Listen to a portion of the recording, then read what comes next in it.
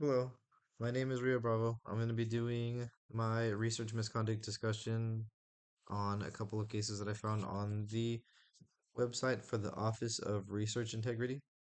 So the first one I have is Bon, last name Bhan, Arundoy, I believe, from 2024. Had a PhD at Boston Children's Hospital and Harvard Medical School and the City of Hope Medical Center. He was found falsifying and fabricating data by relabeling images incorrectly and not providing appropriate citation to the researcher who generated the images. He was sentenced to 4 years of research supervision. Another one that I have is Brett Rutherford in 2024, MD at the New York State Psychiatric Institute, who falsely reported that all his subjects met inclusion exclusion criteria when they were a lot of them were on medications known to affect dopamine when it was a study about depression. So the sentence was 3 years of excluding himself voluntarily from subcontracting or contracting with the U.S. government, and he will not be allowed to apply or receive funds or grants for research. I noticed a lot of these cases had to do with falsifying Western blot or microscope images. So one example of that is Carlos Spearley in 2023, PhD at Yale University. He was actually the assistant professor of medicine at the Department of Digestive Diseases. He was found to falsified data in four published papers, two presentations, and three grant applications. He was found to have reused Western blot images and falsely relabeled them as different experiments when they were with similar results when they were actually the same images. He was sentenced to voluntary exclusion from contracting or serving in any advisory or consultant position, meaning he's no longer able to be the assistant professor of medicine at the Department of Digestive Diseases. So, why is research misconduct still happening if there are laws and other things put in place to stop it? I think there's a couple of reasons. One of those would be that if there's room for exploitation, someone in the world is going to use it. Just because me and you can't imagine ourselves fabricating such an elaborate lie and one that's so open to scrutiny from your peers, doesn't mean that other people wouldn't go after that kind of thing. I think that, if there's some kind of loophole or way for someone to falsify it, there's so many people in the world, one person's gonna at least try it, even if you're not gonna get away with it.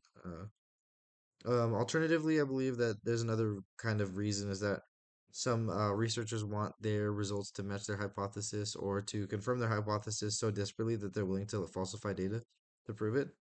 Um, there's a couple reasons for that too. One of them could be that the stress of working on one project for months or years could motivate someone to want to falsify data to prove their hypothesis that they can be done with this job and they could have the recognition and the fame and the awards and maybe the money that comes with one of those new discoveries. So I guess there's a couple reasons why there's really no reason to do it ultimately because it's not worth 4 years of research supervision, and it's not worth losing your assistant professor position at a university. It's not worth it. So, a couple Bible verses that I found having to do with deceit and lies. The first one would be 1 Peter 3:10. For whoever would love life and see good days must keep their tongue from evil and their lips from deceitful speech. I have Psalm 101:7. No one who practices deceit will dwell in my house. No one who speaks falsely will stand in my presence. And I have Proverbs 12:22. The Lord detests lying lips, but he delights in people who are trustworthy. So I like these three passages because they really emphasize the Bible and Jesus's his stance on lying and deceit. Although it's not murder, it's still something that was very heavily detested in the Bible. They did not take it lightly.